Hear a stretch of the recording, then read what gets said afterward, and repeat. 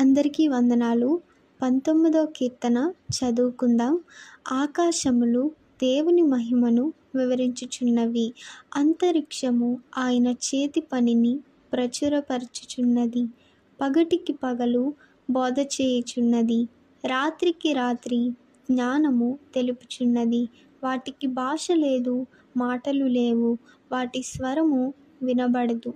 వాటి కొలనూలు భూమి అందంతటా వ్యాపించి ఉన్నది. లోక దిగంతముల వరకు వాటి ప్రకటనలు బయలు వెళ్ళుచున్నవి. వాటిలో ఆయన సూర్యునికి గుడారము వేసెను. అతడు తన అంతఃపురములో నుండి బయలుదేరు పెండ్లి కుమారుని వలె ఉన్నాడు. శూరుడు పరుగెత్తనుల్లసించున్నట్లు తన పదమునందు పరుగెత్తనుల్లసించుచున్నాడు. అతడు ఆకాశమున ఈ దిక్కు నుండి బయలుదేరి ఆ దిక్కు వరకు దాని చుట్టూ తిరిగి వచ్చుచున్నాడు. అతని వేడిమికి మరుగైనది ఏదియూ లేదు. యెహోవా నియమించిన ధర్మశాస్త్రము యథార్థమైనది, అది ప్రాణమును తెప్పరిల్లజేయును.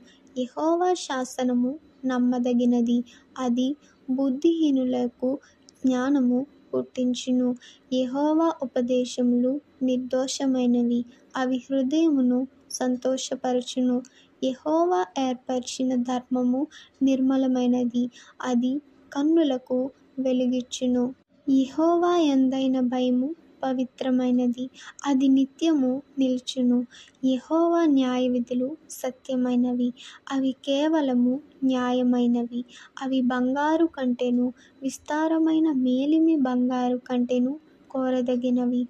తేనె కంటెను జుంట తేనె ధారల కంటెను మధురమైనవి. వాటి వలన నీ సేవకుడు హెచ్చరిక నొందును. వాటిని గైకొనుట వలన గొప్ప లాభము కలుగును. తన పొరపాటులు కనుగొనగలవాడెవడు? నేను రహస్యముగా చేసిన తప్పులు క్షమించి నన్ను నిర్దోషినిగా తీర్చుము. దురాభిమాన పాపములలో పడకుండా నీ సేవకుని ఆపుము. వాటిని నన్ను ఏలనీయకుము. అప్పుడు నేను యథార్థవంతుడనై అధిక ద్రోహము చేయకుండా నిందారహితుడనగుదును.